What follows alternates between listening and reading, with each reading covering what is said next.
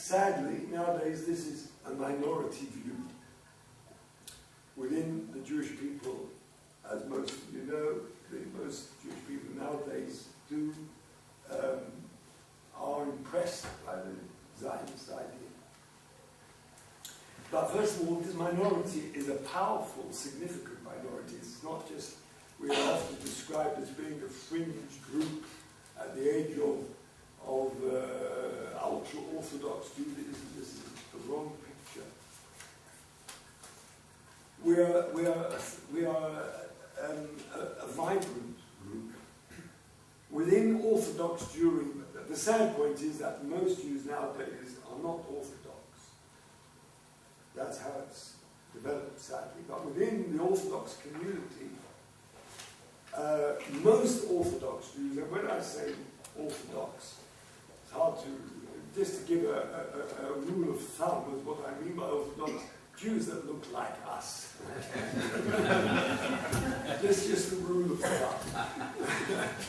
Most do not in any way approve of the Zionist state of Israel and would not shed a tear if the Zionist state of Israel was dissolved. You will note, by the way, I'm very careful to use the word dissolved or dismantled. We don't use words which are attributed to us. Words like destroy. I'll just say now, incidentally, somebody said here, wipe out.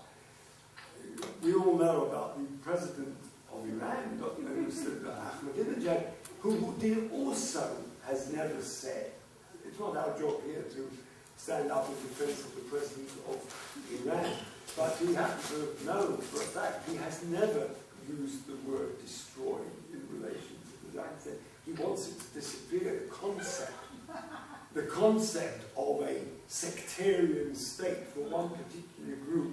He wants that to disappear, to be replaced, as we have heard from him on a number of occasions, to be replaced by a democratic state for everybody. But that's a different idea. I might come back to that later on.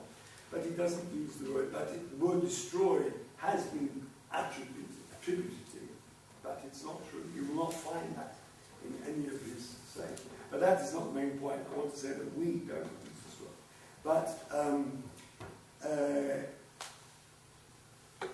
I'm saying about Orthodox Jews, there are some exceptions, which perhaps you all know about, which are prominent, but which I'll come back to again as well. But the vast majority of Orthodox Jews do not in any way approve of the Zionist state. Even those who actually live in the state of Israel, in the Zionist state, they don't cooperate, or they cooperate as little as possible.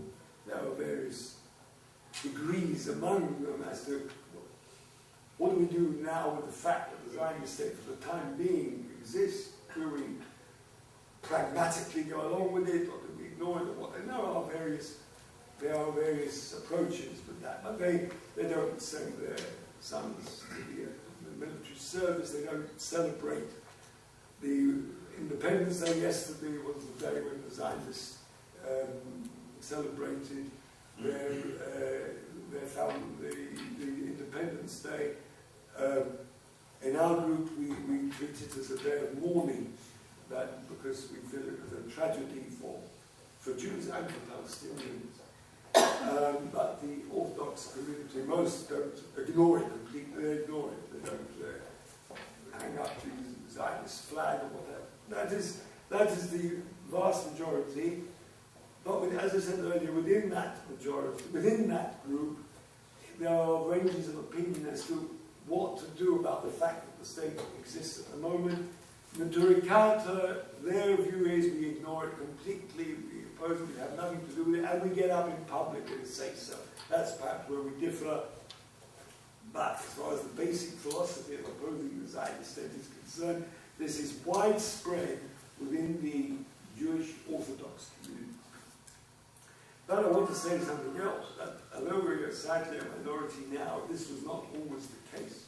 When when Zionism first started, which is only just over 100 years ago, political Zionism, this is the group that was set up to form a state of Israel, it was opposed by almost all the Jewish religious authorities and lay people. And it is only as years went on, and particularly because of the events of the Second World War, there were a number of factors which brought about that a large proportion of Jewish people were impressed with Zionism, and there are other reasons again which I perhaps will home in on later on. But as I said, this is not always the case, and I always say that we have the authority of history.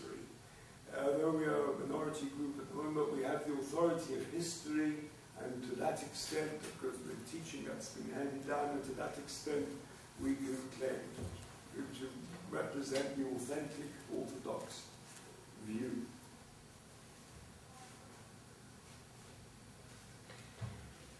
Now, to explain a bit why we oppose Zionism, that's the important point, and why Zionism and Judaism are two different concepts.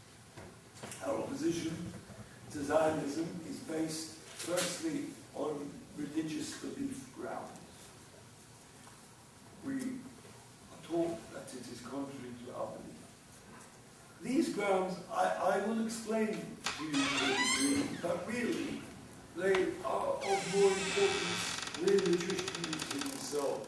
They are of more importance to be understood and spread within the Jewish community who are interested in understanding the Jewish belief and observing the Jewish belief. But it's important that other people understand as well, to a degree. But the other thrust of our opposition is on the grounds of Jewish religious values of humanitarianism, and that, of course, is something which is understandable in the world at large and can be appreciated by everyone and anyone. So I will try to elaborate both of these points, and I hope you'll have a clearer view as we go on. The Zionism is, as I said before, it's a concept diametrically opposed to Judaism. It's why? Because Judaism is an age-old way of life, a godly, ethical, religious way of life going back thousands of years. Zionism is a secular movement. It was started mainly by secular Jews, Jews who had gone away from their religion.